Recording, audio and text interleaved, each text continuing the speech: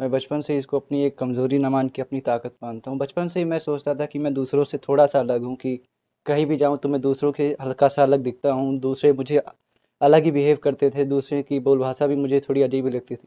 जिसकी वजह से बचपन से ही सोचा था इसको मैं अपनी कमज़ोरी ना मान के एक ताकत बनाऊँगा। लोग जब कोचिंग करते हैं तो उस वक़्त हम बहुत डिप्रेस हो जाते हैं, कई बार नंबर नहीं आता, कई बार कोचिंग में नंबर नहीं आते, हमारे सवाल नहीं लगते, लेकिन उस वक़्त हमको क्या होता है कि हम लोग भगवान में आस्था रखते हैं, मंदिर जाते हैं कि किसी न किसी रूप में हम लोग को कोई ना मदद मिले। मैं खुद लखनऊ में रह के कई बार मंदिर जाता था कि माता रानी की पूजा करता था, जिससे मुझे बहुत प्रभाव पड़ता था। एक पॉज़िटिव फ़ीलिंग आती थी जिसके कारण बहुत ही बदलाव आए मेरे अंदर।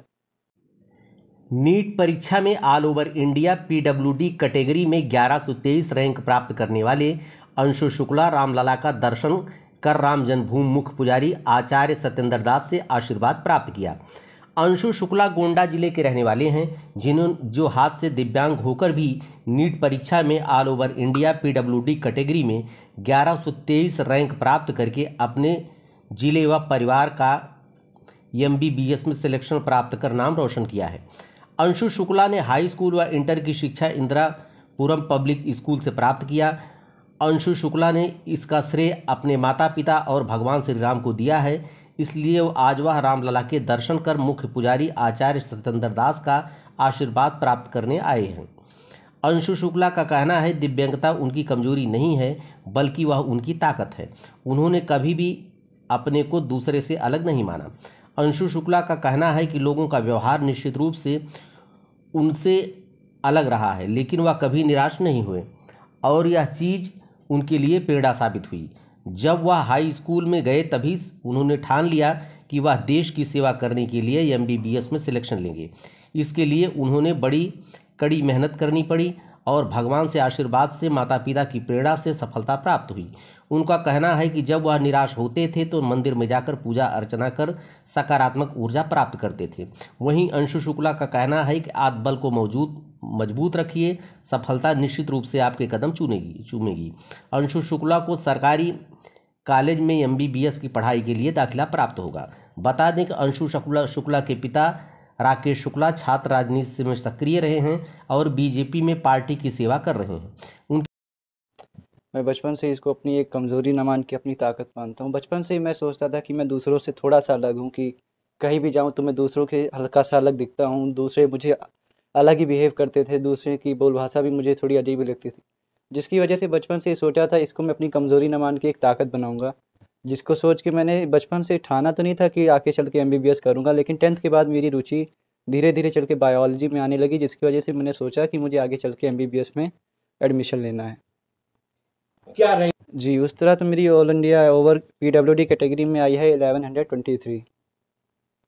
इसका श्रेय इसका श्रेय आप किसे देना चाहते इसका श्रेय सबसे पहले तो मैं अपने माता पिता को देना चाहूँगा, जिनकी वजह से मुझे पहले से ही कि मैं अपने आप में इतना आत्मसम्मान रख सका, ऐसे होने के बावजूद भी कि मुझे कोई कमी ना खले, कोई परिवार में दिक्कत ना हो, कि मुझे कोई दूसरों के अलग ना देखा जाए, अपने समाज में कोई अलग बिहेव ना किया जाए।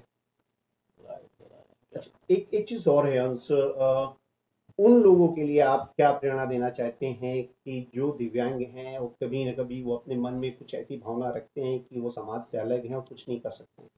इस पे तो मैं सबसे पहले यही कहना चाहूँगा कि हम लोग समाज से बिल्कुल भी अलग नहीं हैं, हम लोग उन्हीं समाज में रहते हैं। हो सकता है हम उनसे थोड़े कमज़ोर हो सकते हैं या उनसे किसी चीज़ में थोड़े से कम कार्य कर सकते हैं, लेकिन हमारी आत्मबल हमारा सबसे बड़ी ताकत होता है, जिसकी वजह से हम कभी-कभी उन लोगों को भी पीछे छोड़ देते हैं, जो हमसे कई गुना बेहतर होते हैं या कई गुना आगे होते हैं। वाह, बहुत सुंदर। जी, एक तो सबसे पहले मैं यही कहना चाहूँगा, मैं एक हिंदू परिवार से आता हूँ। हमारे घर में सबसे पहले यही सिखाया जाता है कि हमें अपनी हिंदू राष्ट्र और अपनी मातृभाषा और अपने देश के लिए सबसे पहले कार्य करना चाहिए।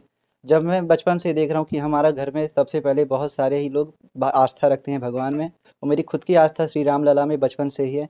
और एक उद्देश्य होना चाहिए आजकल के यूथ के अंदर भी, कि हमें सबसे पहले अपने धर्म की रक्षा करनी चाहिए, अपने भगवान की आस्था रखनी चाहिए, बिल्कुल ही आस्था रखनी चाहिए, जिससे हम लोग को और आत्मबल बढ़ता है और हमको सम्मान की भी अपने रक्षा करनी चाहिए धर्म की। क्या आप ये मानते हैं कि रामलला के आशीर्वाद की वजह से आपको इतना बड़ा? हाँ, बिल्कुल कह सकते हैं कि कई बार हम लोग जब कोचिंग करते हैं तो उस वक़्त हम बहुत डिप्रेस हो जाते हैं, कई बार नंबर नहीं आता, कई बार कोचिंग में नंबर नहीं आते, हमारे सवाल नहीं लगते, लेकिन उस वक़्त हमको क्या होता है कि हम लोग भगवान में आस्था रखते हैं, मंदिर जाते हैं कि किसी न किसी रूप में हम लोग को कोई ना मदद मिले। मैं खुद लखनऊ में रह के कई बार मंदिर जाता था कि माता रानी की पूजा करता था, जिससे मुझे बहुत प्रभाव पड़ता था, एक पॉजिटिव फीलिंग आती थी जिसके कारण बहुत ही बदलाव आए मेरे अंदर। अंश शुक्ला। देखिए, इस प्रकार से जो दिव्यांग हैं, जो अपने को असहाय समझते हैं, वो कभी नहीं समझना चाहिए। इन्होंने अपने को असहाय नहीं समझा और आत्मबल इनके पास है और उस आत्मबल पर ही MBBS में इसी सेलेक्ट हो गए हैं। और यह कार्य जो है ये इन्हीं के लिए नहीं है, इस प्रकार के जितने भी दिव्यांग हैं और जो असहाय अपने को समझते हैं, असहाय न समझ करके केवल आत्मबल के बल से यह चाहिए कि हम कुछ भी कर सकते हैं और कोई भी कार्य ऐसा नहीं है जो यह दिव्यांग न कर सकें। तो इन्होंने जो किया है और जो इनको प्राप्त हुआ है वह भगवान की कृपा से है, क्योंकि जो उठता है, जो प्रयास करता है, उसके सहयोगी स्वयं भगवान होते हैं, उसके सहायक होते हैं, उसके आत्मबल को देखते हैं और उसी अनुसार उनको फल देते हैं। तो इनको जो MBBS के कार्य मिले हैं और उसमें जिनको सफलता मिली है, उसके लिए मैं शुभकामनाएं देता हूं और साथ ही साथ भगवान रामलला से कि इस प्रार्थना करता हूं कि इसी प्रकार से आगे भी कार्य करते रहें।